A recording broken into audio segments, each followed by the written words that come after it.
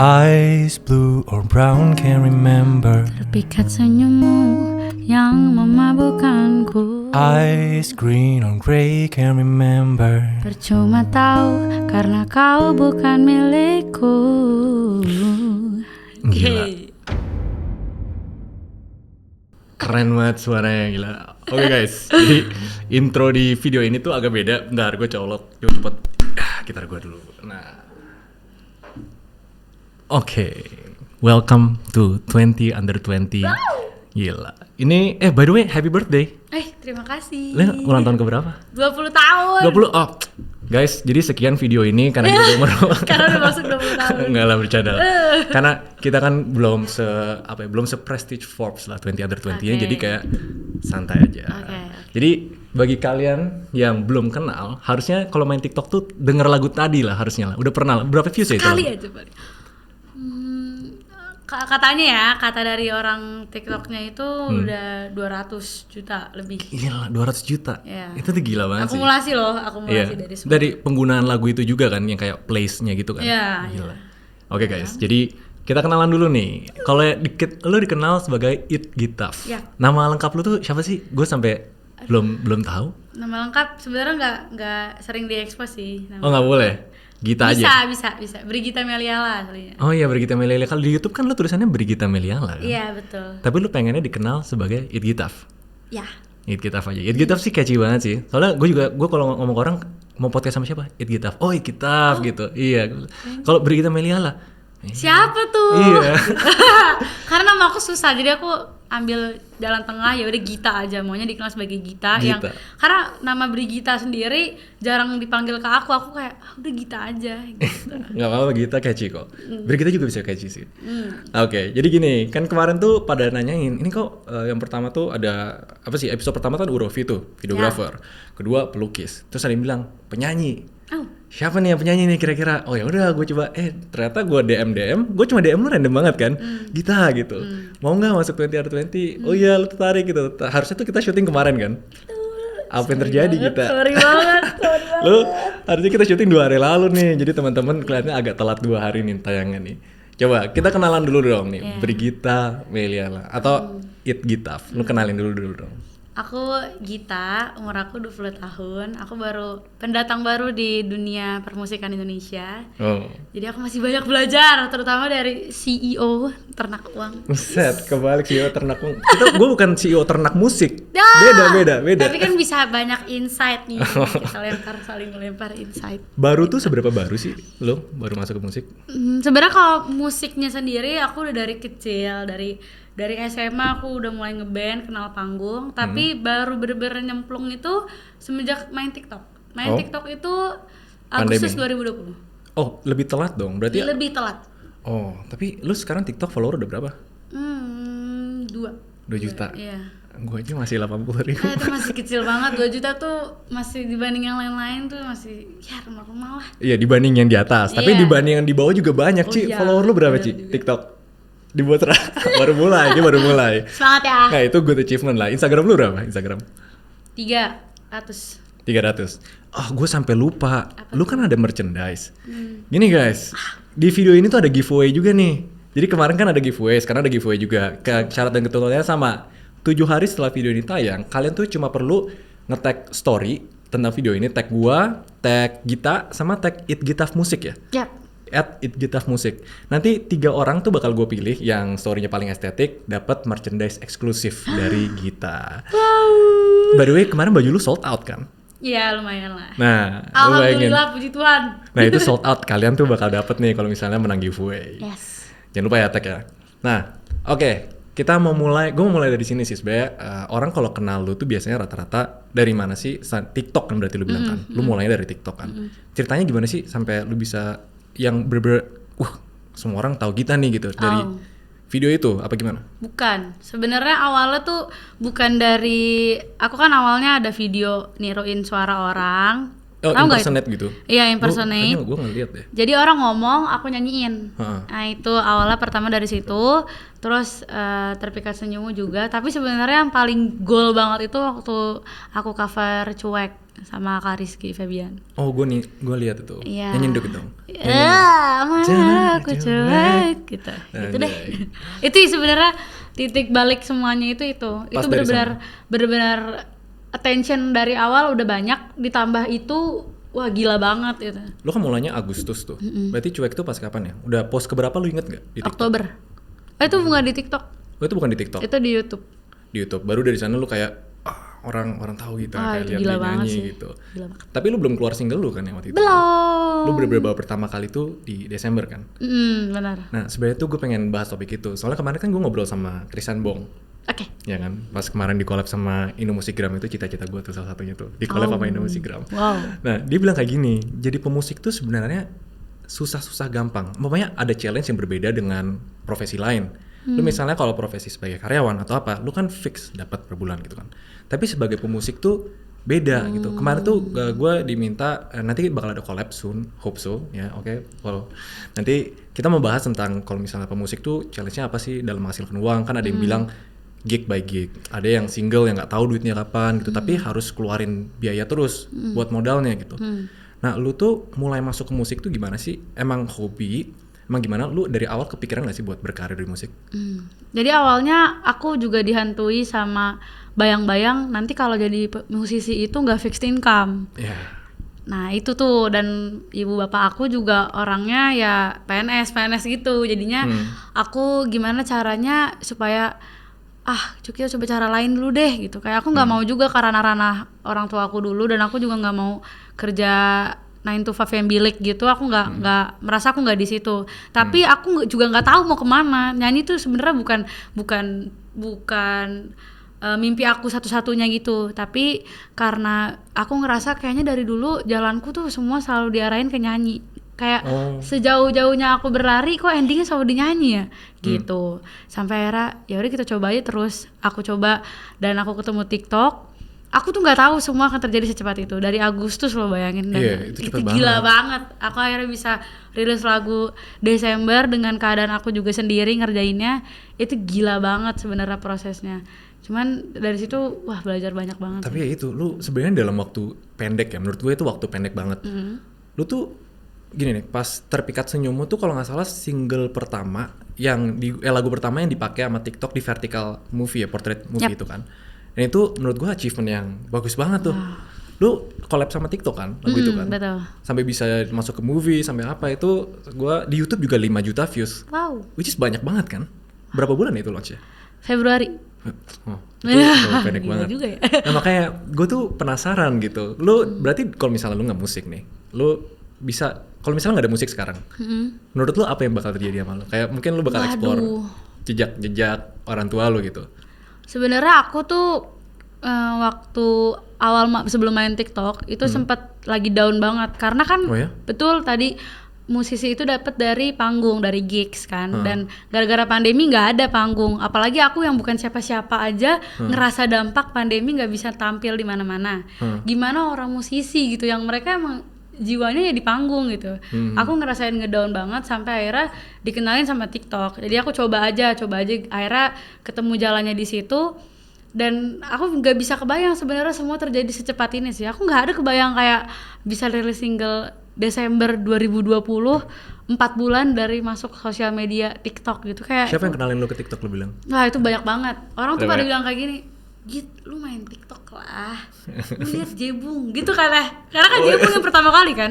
Musisi TikTok yang pertama kali naik tuh Jebung, gara-gara Make Me kan. Yang mana? Yang Make Me Your Friend itu.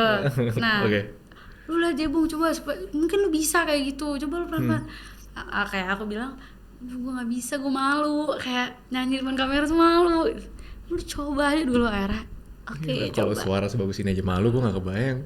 Terus kemarin gue baru post di Instagram gue nyanyi, terus gue kayak, aduh ini, lu itu bagai langit dan bumi ya malu. Wah gila banget, enggak dong. Enggak. Sama sebenarnya di awal-awal tuh gue dipaksa buat mulai TikTok juga. Gue nggak kebayang seumur hidup bakal jadi konten. Walaupun sekarang masih kecek-kecek lah, followers 40.000, masih kecil banget lah dibanding lu lah.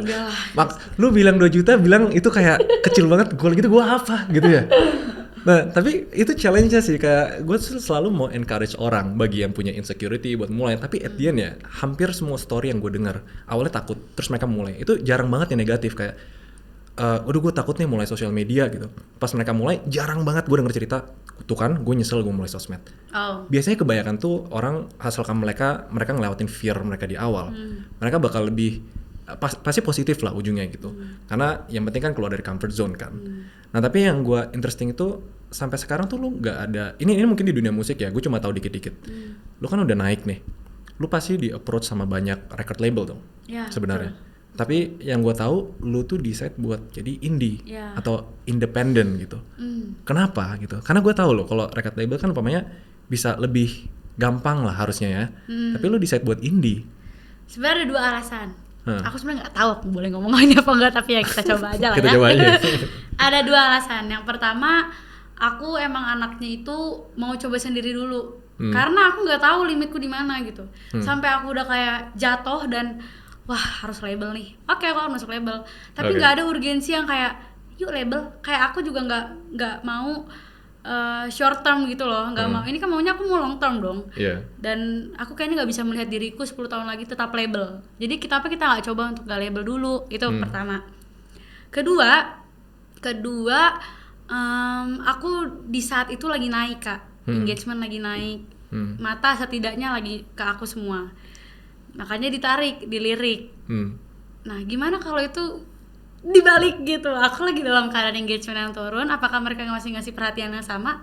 Belum tentu. Jadi aku juga nggak mau mengecewakan mereka. Ternyata aku cuma one hit wonder. Tapi kan aku semoga aja aku nggak one hit wonder bagi orang-orang. Enggak lah. Cuman kayak aku takut aku nggak ngasih feedback yang mereka harapkan gitu. Jadi ya udah, gue mau sendiri. Ada faktor responsibility-nya juga ya, lu ngerasa kayak. Oke, tapi kan gini, kita sedikit merepet ke uang nih. Label itu kan mereka tanggung semua gitu. Jadi enaknya gitu. Kayak lu rilis lagu pertama, gue tuh baru udah tanya kiri kanan gitu. Lumayan gitu. Modal pertamanya harus keluar dari kantong pribadi untuk rilis single tuh lumayan gitu. Betul. Bukan duit kecil. Berarti lu keluar sendiri kan duitnya kan? Iya dong. Nah, berapa tuh lu keluar tuh buat single pertama? Untuk single pertama sebenarnya karena itu juga low budget ya, kita juga hati-hati buat ngeluarin duit. Dan aku juga nggak pernah dapat responsibility buat sebesar ngeluarin duit sebesar itu dalam jangka waktu yang sangat singkat. Jadi aku sangat low budget, paling under 100 sih. Under 100? Ya, itu minimal puluhan juta. Itu sebenarnya low budget ya kalau di musik ya? Low budget Kak, budget banget. Rata-rata orang kalau misalnya musik sampai ke marketing dan lain itu bisa sampai ratusan juta ya? Bisa, cuman menurut aku bagi orang beda-beda sih low budget itu seberapa. Bagi aku untuk mendapatkan output yang bagus bisa dengan effort yang kecil. Maksudnya effort pasti gede, tapi dengan ngeluarin duit sedikit bisa ngehasilin yang besar. Nah aku pengennya kayak gitu dulu, dengan yang sedikit dulu deh.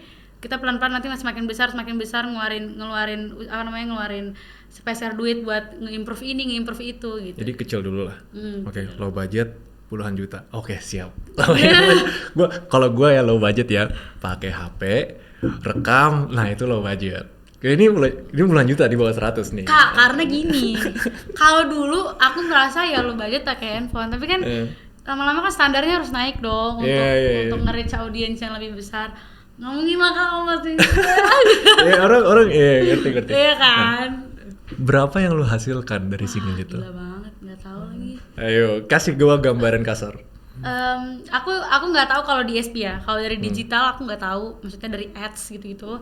Atau dari streams aku nggak ngerti cara perhitungannya. Cuman dari panggung sih kita lihat dari panggung ya. Panggung. Berarti total panggung sama stream dan lain-lain. Kalau stream sih harusnya gede sih ya. Plays-nya lumayan banyak kan, di YouTube aja 5 juta views. Ya gitu dah Kak. Aku nggak tahu nih, aku takut salah ngomong. Okay. Tapi kalau dari panggung mencukup untuk bikin lagu lagi. Oh. Gitu. Oke, ini gue translate ya, ratusan juta. Amin. Oke, ternyata tuh kayak gitu ya musik tuh. Tapi musik kan ada uncertainty gitu kan.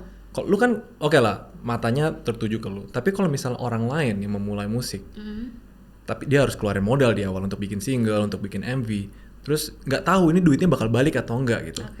Lo ada saran nggak ke orang-orang yang mau mulai musik that way gitu?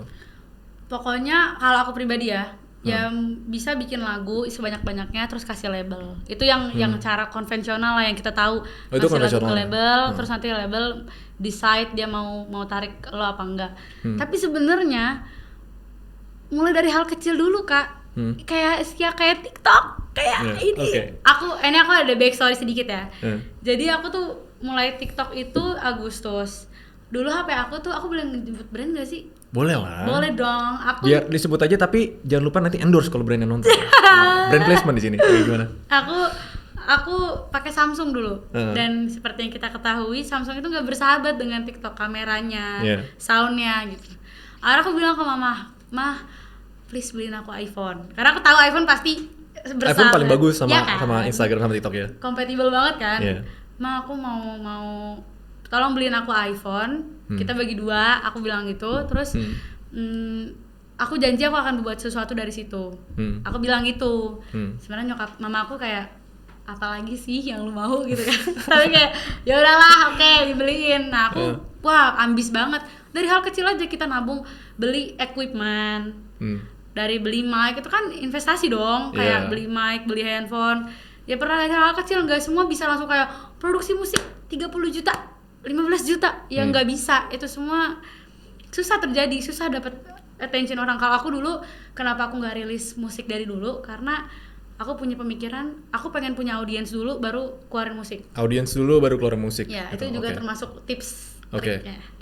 Karena gini, aku takut once aku cuma ngeluarin musik tapi aku nggak punya audiens, siapa yang mau dengerin? Papa aku. Ya, tapi cuma 2 orang, kayak aku maunya rame gitu. Yang bisa relate juga, yang bisa dapat message-nya. Jadinya aku kayak cari audiens dulu yuk. Aku mulai dari Instagram, nyanyi, YouTube. Instagram dulu berarti ya? Ya, Instagram. Itu juga dari handphone juga, semua juga serba ada aja. Terus lama-lama kan diimprove sampai akhirnya kebeli iPhone gitu-gitu. Sarannya berarti gitu ya, orang start small dulu aja gitu, nggak perlu kayak mikir high budget atau apa, rekam dulu aja gitu TikTok, rekam dulu di Instagram. Itu walaupun engagement rendah kayak gue gitu ya. Yang penting rekam dulu gitu. Siapa tuh make me your friend, berapa juta views gitu misalnya. We never know gitu kan, we never know kan. Jibung keren. Tapi dia balas DM gue lama. Oke, ini interesting banget sebagai musisi. Berarti lu udah jelas lah kalau sekarang lu suka kan musik kan? Suka banget lah. Suka banget. Jadi kayak lu tadi juga bilang setiap pagi tuh lu ada rutinitas, yaitu apa? Vokal apa? Kayak pemanasan gitu. Iya, setiap pagi. Dan setiap pagi lu pasti ada nyanyi apa enggak? Setiap pagi enggak sih. Setiap hari? Setiap pasti hari ada lah. Ada lah paling. Nah, itu gua interesting sih. Soalnya untuk orang memulai karirnya, apalagi mendalami di umur yang muda, lu muda banget gitu. Menurut gua lu masih muda banget. Lu chat gua, aduh udah mulai merasa tua. Gila, lu masih 20 coy. Kak, aku takut banget umur 20, gila banget. Gila banget. Dia tuh chat gua, dia nanya, aduh nanti harus udah mikirin rumah, mikirin keluarga, dipikirin pajak, mikirin apa. Tapi tenang lah, lu masih jauh lah. Umpamanya sekarang masih the time buat explore. Yang gue penasaran, untuk achieve sesuatu di umur muda pasti ada beberapa yang berbeda dibanding orang-orang lain gitu. Misalnya di bawah umur 20 orang masih suka main, nongkrong, dan lain-lain. Lu ada gak sih yang berubah gitu? Kita mulai dari keluarga lu deh, supportnya atau apanya gitu. Mereka beropini. Lu sekarang kuliah gak? Kuliah. Nah, sambil kuliah, lu bisa ceritain gak keseharian lu kayak apa sih yang gue mau tahu keseharian lu deh. Aku tuh yakin sih setiap apa yang kita kejar pasti harus ada yang dirugikan atau ada yang kita tunda dulu. Nah, itu yang aku udah tahu dari awal, resiko kalau misalnya mau fokus sesuatu pasti harus ada yang kita singkirkan dulu. Termasuk nyanyi. Aku kan waktu itu kuliah, aku tuh ambis banget masalah hal yang aku belum tahu. Contohnya, aku penasaran untuk tampil crowd di kampus tuh kayak gimana. Aku ambis, aku mau ke situ gitu. Aku nggak ambis di perkuliahan, aku nggak ambis. Cuma kayak hal kayak situ aku ambis banget. Lu kuliah apa by the way? Jurusan apa? Bahasa dan Kebudayaan Korea. Oke lah. Wow. Oh, berarti bisa cover lagu Korea dong. Oke. Terus gimana? Aku ambis ke hal-hal seperti itu dan aku tahu banyak yang harus aku tunda. Contohnya kayak kuliah ada sempat harus ditunda dulu. Maksudnya ditunda dalam arti aku cabut dulu. tipsen dulu, terus keluarga juga karena aku misalnya latihan band sampai malam kayak gitu-gitu loh, yang sebenarnya nggak begitu berefek ke hal-hal sekitar aku karena mereka semua suportif banget ya, suportif banget. Cuman lebih ke aku ke diriku sendiri sebenarnya. Masalah tuh ke aku diriku sendiri. Aku karena terlalu banyak goal yang gue pengen kayak gini, gue pengen kayak gini, gue pengen kayak gini, ambis sendiri gitu, jadinya suka burn out di saat gak dapet gitu. Lu pernah ini gak sih? Lu pernah ya itu ngomong burnout ya. Lu pernah ngerasa burnout gak? Sering banget. Sering. Even sekarang, even di zaman sekarang. Sering juga. Ya, ternyata itu ya walaupun lu kayak udah suka doing what you love dan lain-lain, tapi tetap ya sacrifice-nya tuh bisa burnout juga gitu. Karena aku kan ini hobi kan. Hobi yang menjadi duit, hobi yang menjadi karya, hobi yang diuangkan lah gitu kan. Itu sebenarnya karena kan aku sering dengar orang punya 3 yang lo ya, hobi yang bisa menjadi duit, hobi ya gitu-gitu deh. Hobi yang lo emang jadi, lakukan duit yang bikin lo sehat, yang bikin lo kreatif. Ya kayak gitu. Gue propose soalnya. Ya itu aku nggak bisa. Musik yang bikin aku sembuh, musik yang bikin aku dapat duit, musik yang bikin aku ngerasa bahagia juga. Jadi musik gitu. Kadang yang aku cintai banget bisa bikin aku kayak jenuh juga. Nah disitulah aku harus pintar-pintar nih di umurku yang masih muda ini. Aku kalau mau ini long term, aku harus pisahin. Oh di sini gue harus berhenti. Oh di sini gue harus lanjut lagi. Biar burnoutnya tuh nggak sampai kayak bikin lu berhenti total gitu lah. Apalagi sampai membenci apa yang aku suka gitu. Sebenarnya itu salah satu gue takut sih, kayak ada hobi orang bilang kayak dalemin lah hobi lu dan lain-lain. Gue takutnya sekarang tuh hobi gue itu lebih kayak escape. Gue setiap hari, nggak tiap hari lah, beberapa hari sekali tuh ada pasti kayak main gitar, main piano, just to escape my daily routine. Dan gue kalau misalnya dipaksa untuk jadi karir, gue takut kayak itu jadi suatu hari kayak aduh terpaksa dan lain-lain kayak gitu. Nah itu pertimbangan lah kalau orang mau mendalami hobinya mereka sebagai profesi. Teman-teman gue juga kayak gitu, karena ada yang suka banget manggung, dulu suka banget musik, tapi gara-gara dipaksa sama orang tuanya manggung, dia sekarang nggak suka sama musik. Gue takut sebenarnya kayak gitu, dan gue pengen musik tuh forever jadi kayak escape-nya gue gitu. Tapi tadi gue belum sempat, coba dulu gue mau penasaran nih, a day lu tuh gimana sih, kayak bangun, latihan, yang rata-rata lah gitu. Kalau sekarang ini ya, sekarang ini aku bangun, aku kuliah dulu kan sampai siang. Oh kuliah siang, masih kuliah, annyeonghaseyo. Annyeonghaseyo. Kuliah dulu, abis itu biasanya aku main TikTok dulu karena nyari konten apa nih. Kalau nggak ketemu udah nggak usah dipaksa. Kalau nggak ada ide udah diem. Biasanya aku suka pusing kayak aduh konten apa nih gitu. Tapi sekarang udah nggak, aku udah berdamai. Kalau emang nggak ketemu ya udah gitu. Habis itu malamnya biasanya kan kakak aku manajer aku sekarang. Jadi seringnya sama dia, sering kita ngobrol-ngobrolin, komunikasiin lagi besok kita jadwalnya apa, atau kalau misalnya ada manggung kita latihan. Pokoknya biasanya aku dari mulai ke arah musik tuh jam 5 ke atas gitu. Terus dari siang sampai sore biasanya ngapain lo? Kayak Gita mahasiswa aja gitu. Gita jadi mahasiswa, Gita menjadi anak gitu. Terus kalau ini kapan lu latihan band, latihan apa, kayak work on the music itu berarti dari jam 5 itu biasanya sampai malam? Kayak contohnya nulis lagu ya. Nulis lagu tuh aku malam, biasanya jam 11 ke atas sampai jam 7 pagi. Aku sampai nulis pagi? Sendiri, aku nggak bisa nulis bareng orang kan. Lu sampai 11 malam sampai jam 7 pagi. Pantasan gue chat lu jam 2 pagi lu bales, gila. Lu kayak ambil terus tidur jam berapa? Ya tidur pas bisa tidur aja. Kalau udah tidur ya tidur, tapi sebenarnya kan nggak semalaman aku ngerjain, aku bikin lagu kan. Itu semua kalau untuk aku menulis lagu itu proses yang sangat-sangat intim. Jadi nggak bisa dilihat orang, nggak bisa bareng orang, belum mungkin. Dan angin-anginan nggak sih? Enggak ya? Angin-anginan. Gue kadang ngerasa inspiratif, kadang ngerasa kayak ya kentut yang dikeluarin apapun juga ini keluarin pasti jelek gitu. Tapi ya mut-mutan. Gue rasa nyanyi tuh ada kayak gitu nggak sih? Kayak suatu hari lu pengen banget, suatu hari kayak lu males gitu. Pasti. Kalau aku sekarang lagi challenge diriku sendiri. Ini aku di wallpaper aku bilang kayak I dare you to write one song or verse or chorus only. Jadi setiap hari at least ada gitu. Jadi aku kalau misalnya ngelihat sesuatu barang, misalnya kayak habis podcast ini terinspirasi dari podcast ini, kita coba tulis. Ya latihan aja sebenarnya. Jadi aku terbiasa dengan proses itu. Jadi suatu saat aku kayak pasti kan angin-anginan kan, tapi kan nggak bisa kita selamanya, apalagi aku udah jadi pekerjaan ya, nggak bisa dong kita harus angin-anginan, harus ada sisi profesional, ada sisi Gita yang indie gitu. Gitu sih aku. Lu pernah ngerasa terpaksa nggak kayak lu harus keluarin lagu gituan gitu? Gue jujur pas masih muda ya gue malas banget dipaksa ngapa-ngapain. Gue semakin dipaksa gue nggak mau ngelakuin. Gue tuh kayak gitu. Tapi kalau misalnya gue dikasih waktu kosong kayak buat berkarya, gue bakal berkarya dan itu all in gitu. Lu pernah ngerasa kayak gitu gak sih? Aku gak suka disuruh, Kak. Nah, jadi lu harus sesuai dengan waktu lu sendiri gitu. Aku kan Taurus ya. Taurus tuh keras kepala kan. Jadi gak bisa tuh dikerasin. Gak bisa bertemu orang yang nyuruh-nyuruh ini itu. Aku jadi kayak apaan sih nanti gitu. Nanti kalau misalnya ada label yang kayak Gita besok ini ya ini kayak gitu. Aku tutup mulut. Kayak kita gak tahu ke depannya. Iya, kita gak tahu kan itu cocok-cocokan kan. Iya benar. Kalau perihal ini temen lu waktu jalan-jalan nongkrong lu dan lain-lain gitu. Sekarang Nggak terganggu. Nggak terganggu. Tapi masih ada lah ya. Aku tahu memposisikan diri aku. Jadi gini loh, aku punya waktu 24 jam. Gak bisa semuanya harus tentang kesibukan. Kalau aku pribadi ya, gak bisa semuanya harus. Sorry ya gue gak bisa. Pasti bisa, tapi ya sisihin lah 1 jam 2 jam. Karena aku kesel sama orang yang karena dia punya kesibukan sehari itu satu, jadi gak bisa hari itu buat kasih ke orang. Tapi katanya balik lagi ke pilihan masing-masing.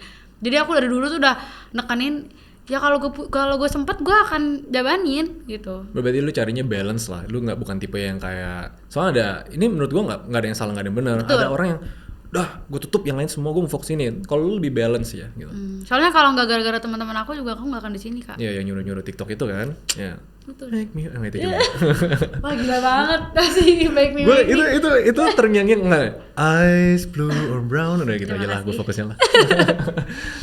Terus ini, gue mau penasaran nih, kalau ini kan waktu lu lumayan mepet lah sama teman. Lu sekarang punya pacar nggak sih? Enggak. Lu kok kayak yakin banget? Karena enggak, sering banget ditanyain, Kak. Jawabannya tetap enggak. Kenapa enggak? Lu kayak karena enggak aja. Enggak mungkin gitu. Emang enggak ada, mana dia sekarang? Gini, gue mau tanya, enggaknya tuh kenapa? Karena memang enggak nyari atau gimana gitu? Lu pandangan lu terhadap pacaran sekarang tuh apa sih pas lu berkarir ini? Kata orang-orang sih enggak nyari. Kalau kata orang-orang ya. Enggak, kata lu gimana? Kalau kata aku, ya aku diem aja. Aku dalam posisi yang ya udah doing my own things aja. Nanti kalau ada jodoh datang sendiri lah gitu. Enggak juga sih, aku nggak tahu, nggak mikirin nggak terlalu dipikirin lah, lu fokus diri lu sendiri. Lu nggak pernah kayak lu pernah nggak ngerasa kayak gue dulu teman gue tuh ada yang kayak gini, kayak dia achiever dia, aduh gue sibuk gini, worth it nggak sih teman gue bisa spend waktu sama temennya, bisa pacaran, kayak masa muda yang indah lah kayak gitu. Mentang-mentang nanti pas gede, lu kerja mulu, masa kecil lu kurang bahagia gitu. Salah satunya pacaran gitu misalnya. Mungkin definisi masa muda indah aku tuh nggak kayak gitu. Dan emang aku nggak ditemukan dengan jalan yang kayak gitu. Maksudnya aku juga nggak sering-sering pacaran dulu, nggak sering-sering ngabisin waktu sama. Kalau temen iya, tapi kalau sama pacar tuh nggak. Mungkin aku nggak membutuhkan itu sekarang. Mungkin nanti kemudian ada, aku juga nggak tahu. Nggak tahu ya. Udah lah, lu masih muda lah, jadi santai aja. Kan tadi kata kakak masih 20 kan. Iya. Santai aja udah gitu.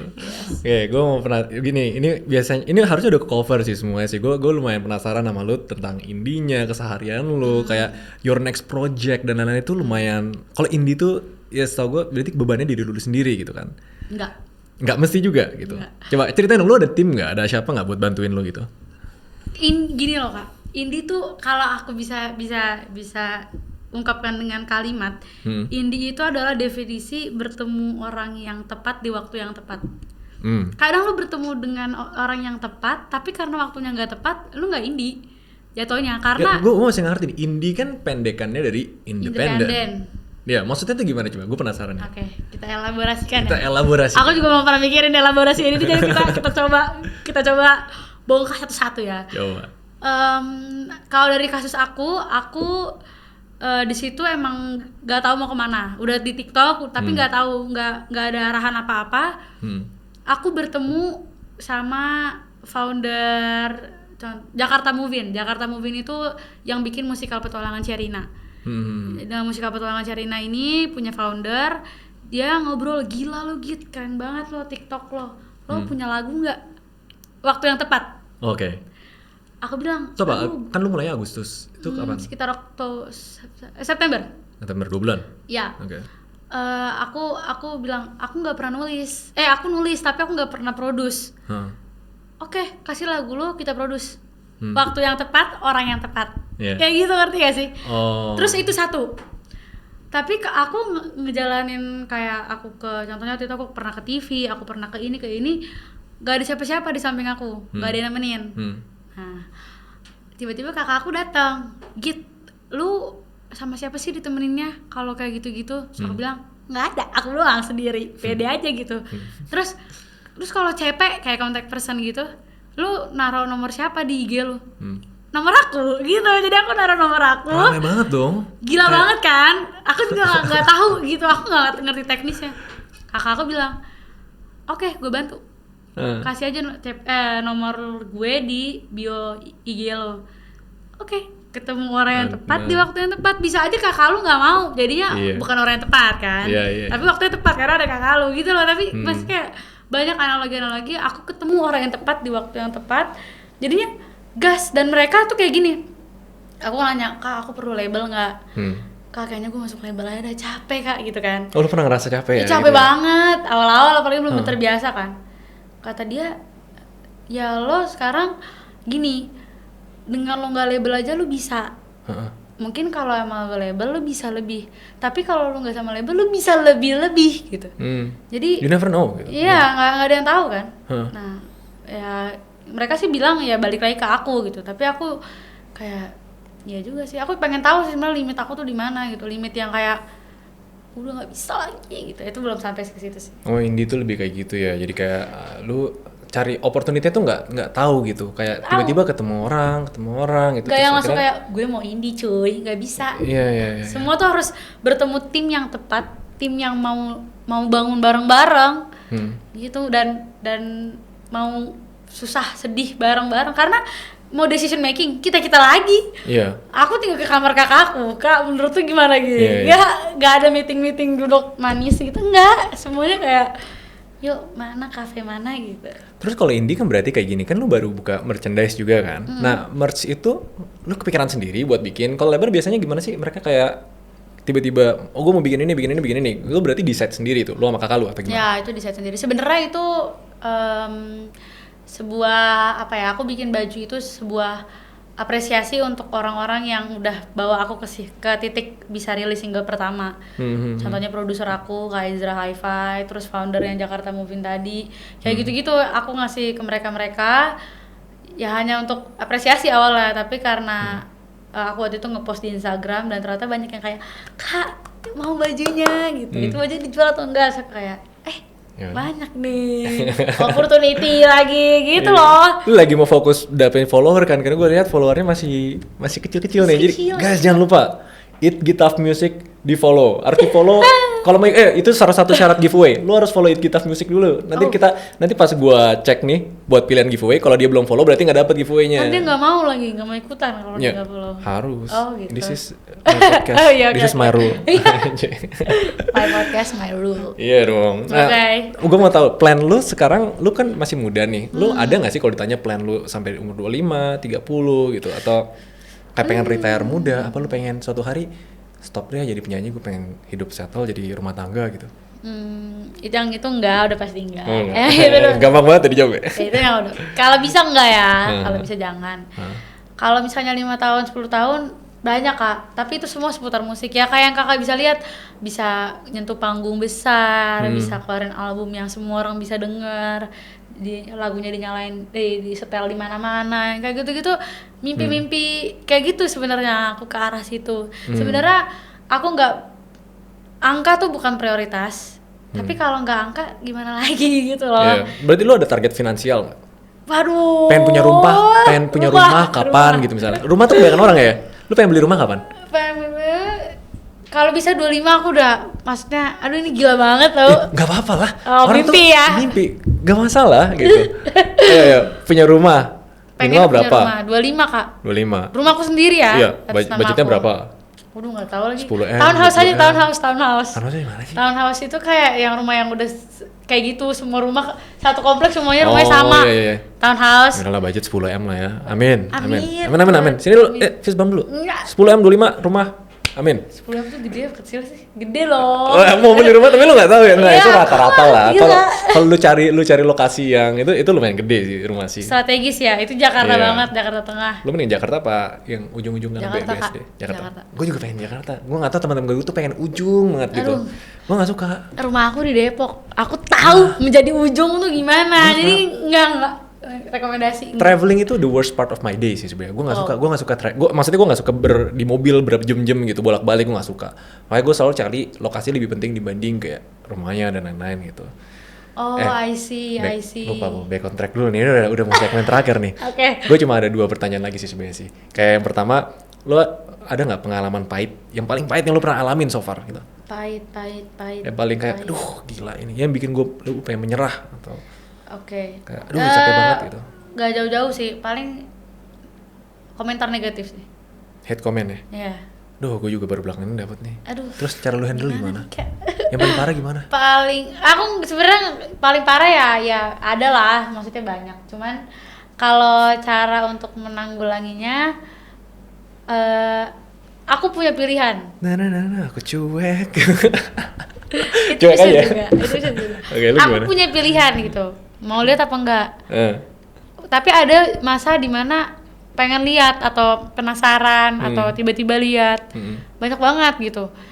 Tapi aku yakin aku percaya aku punya pilihan dan mereka yang ngomong komentar jahat itu mereka nggak bisa bertanggung jawab kan atas omongan mereka. Iya, benar. Kalau kita datangin ke rumahnya juga mereka akan belum tentu kita tahu rumahnya di mana. Tapi Siapa yang tahu kita bisa akun-akun kita- kosong itu. Iya. Siapa tahu di Maksudnya fake dan kayak, lain-lain.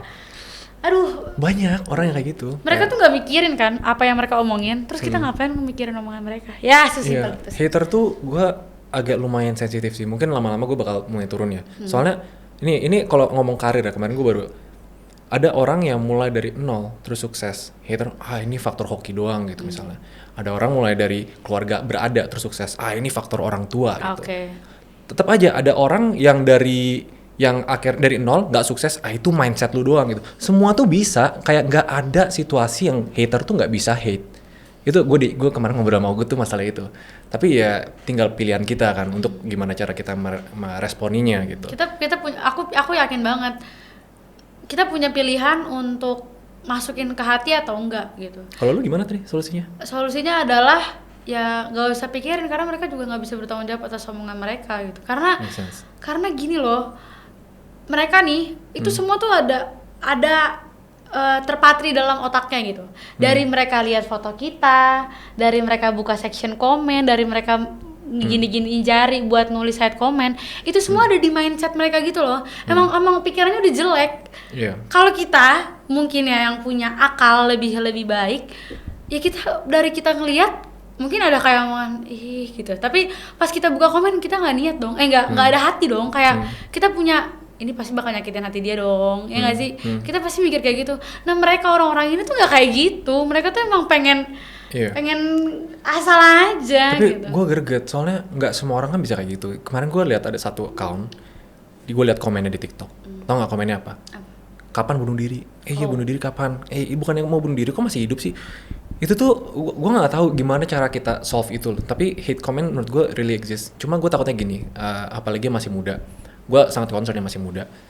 Kalau mereka ngelihat konten-konten kayak gitu, tapi dia nggak bisa menahan emosinya. Kan ada beberapa orang memang by nature emosinya lebih dalam gitu. Terus dia kena, terus dia beneran mengakhiri hidupnya gara-gara komen. Nah itu yang gue paling seselin banget sih. Di satu sisi gue mau cuek aja sama haters ini, tapi di satu sisi tuh gue pengen ngubah biar nggak ada korban dari haters ini. Nah itu yang sampai sekarang sih gue masih belum tahu. Jadi kalau dari gue sendiri, sekarang kalau respon gue lumayan unik. Ada yang hate comment, oke bro, thank you feedbacknya. Gue doain lu bisa sukses ke depannya dan ada perubahan mindset, udah kayak gitu. Tapi pernah ada satu orang balas DM gue, bro ini gue dari YouTube, thank you motivasi. Padahal dia awalnya hate comment. Tuh gue ngerasa kayak ternyata bisa ya. Oke, mulai sekarang sih gue bisa mungkin kalau ada hate comment gue balas secara positif. Jadi ya itu kalau gue. Oke nih, udah mulai ke ujung nih. Gue mau ada ini deh. Gue belum scriptin, tapi gue mau kayak bikin segmen blitz question. Lu jawab A atau B secara cepet. Gue belum kepikiran nih pertanyaannya, tapi kamu nggak tahu. Okay. Siap ya? Pop atau jazz? Pop. Gitar atau musik? Musik. Gitar atau piano? Sorry. No, gitar. Instagram atau TikTok? Instagram. Instagram apa YouTube? Instagram. Tetap Instagram ya. Ternyata jangan lupa It Gitaf Musik di follow ya. Oke, apa lagi ya pertanyaannya ya? Oh ini yang penting. Kalau lu disuruh pilih satu, mendengarkan musik atau membuat musik, tapi cuma bisa satu. Mendengarkan musik. Mendengarkan musik. Lu berarti musik tuh lebih kayak se-influence itu. Jadi kalau lu bisa jelasin dong kenapa? Mendengarkan musik. Kenapa kayak gue kesannya kayak mau menjawabin dia gitu. Iya. Sorry. Aduh. Soalnya kalau membuat musik itu semuanya terjadi di aku. Aku nggak bisa denger dari perspektif orang membuat musik kan. Kalau aku mentok, kalau aku udah nggak ada lagi bahan, nggak ada lagi cerita yang aku mau bagikan ke orang-orang, aku nggak bisa dengerin yang lain. Tapi kalau aku dengerin lain, itu semua timeless, endless, nggak ada batas. Oh terakhir, passion or money? Passion. Kalau anak muda tuh gampang rasanya jawab passion gitu. Ya selagi bisa mudah jawabnya, saya mau pilih mudah. Oke. Terakhir nih, Brigita Meliala. Betul. Bener ya? Lo ada saran gak kayak kata-kata yang lo pengen sampein buat yang dengerin yang masih umur 20 atau even below? Kan podcastnya tentang 20 atau 20. Tujuannya itu gue pengen orang tuh relate dulu tentang story lu gitu, biar mereka bisa either relate, mereka ikutin. Tapi lo ada nggak pesan terakhir buat teman-teman yang di bawah umur 20 atau spesifik dia yang mau mendalami jalur musik atau gimana gitu, bebas. Aku percaya dengan semua itu coba aja dulu. Coba aja dulu. Karena gini loh, kalau yang tadi kita balik lagi ke awal, untuk memulai, misalnya ada yang kayak nge-encourage, Git main TikTok dong. Tandanya mereka tuh orang yang ngomong main TikTok dong, itu mereka ada kayak gue ngeliat sesuatu loh di lo, gitu loh. Apalagi kalau semua orang ngomong kayak Git main TikTok dong, berarti ada sesuatu yang mereka tahu nih, kayaknya ada sesuatu deh Gita yang bisa dia tunjukin di TikTok gitu. Jadi kalau ada yang encourage kalian, cuy kayaknya lu cocok deh jadi kayak pemain bola, coba aja dulu, gak usah mikirin aduh gue nggak ada duit nih beli sepatu, sepatu apa kayak gitu. Nyeker juga nggak masalah. Semua tuh nggak ada yang tiba-tiba auto diva, auto timnas atlet, nggak ada. Semua tuh dari nol gitu. Kayak malah proses itu yang mendewasakan daripada udah dikasih ke on top terus bingung. Gue nggak pernah belajar hal-hal kayak gini nih. Yang sebenarnya di proses itu lu udah tahu nih, oh kayak gini tuh gini coy, kayak gini tuh gini coy. Jadi hargai aja prosesnya. Aku percaya banget gak ada yang gagal. Gak ada tuh hari ini gagal besok coba lagi. Kalau menurut aku tuh nggak. Itu semua pelajaran cuy. Kalau nggak gagal lu nggak akan tahu. Gitu deh. Keren, coba aja dulu. Gua kira dia mau ngomong mulai aja dulu biar di endorse sama Tokped itu kan baru merger nih, duitnya banyak. Goto. Aduh, mulai aja dulu. Gua lihat videonya Kristo tuh lucu banget. Tong. Lihat gak videonya dia? Kocak banget. Oke. Gita, thank you so much for joining podcast. Cerita lu keren banget. Apalagi gue baru pertama kali dapat perspektif dari musisi yang awalnya jadi hobi sampai jadi profesional. Jadi gue wish you all the best selama beberapa tahun ke depan. Semoga lu cita-cita pengen manggung di mana, ada nggak spesifik? Aduh, nggak ada lagi, belum. Minimal audiens berapa, lu pengen jutaan gitu? 500.000 aja dulu. Gue bikin 1 juta. Dengan podcast ini gue doain dalam beberapa tahun lu bisa manggung audiensnya 1 juta. Considering kalau COVID udah lewat ya. Iya. Oke. Lu ada penutup nggak? Kayak catchphrase buat nutup ini. Biasanya kalau kemarin kan Urofi jadi deh gitu, stylenya dia. Si Erika kan kapan-kapan lagi. Lu ada nggak? Gak ada kak. Aku nyanyi. Sorry banget ya. Oke. Penutupnya kita nyanyi. Oke, boleh. Aduh, semoga suara gue tuh bagus ya. Bagus. Coba ya.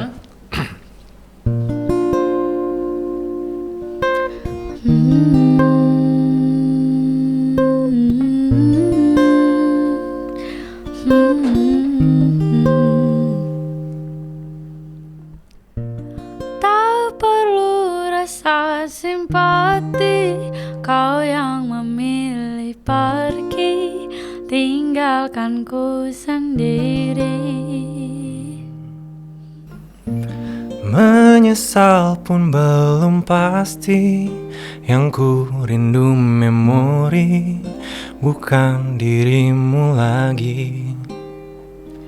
Kan ku pandang sendiri, ku redam teriakanku sendiri, bersumpah tak ingin lagi. Tak mau lagi aku terpikat senyummu yang memabukkanku, memberi harapan yang entah terlalu jauh. Tak ingin ingat lagi kau yang berhasil curi hatiku yang dingin, tapi kau ampaskan. Tak sempat kau angati, harusnya ku tahu memang kau bukan milikku. Gila, sumpah ini keren banget suaranya. gua agak jelek tadi tapi ya udah. Alright guys, thank you yang udah join podcast ini. Jangan lupa giveaway-nya, tag gua, tag kita, tag kita, Gitas Musik.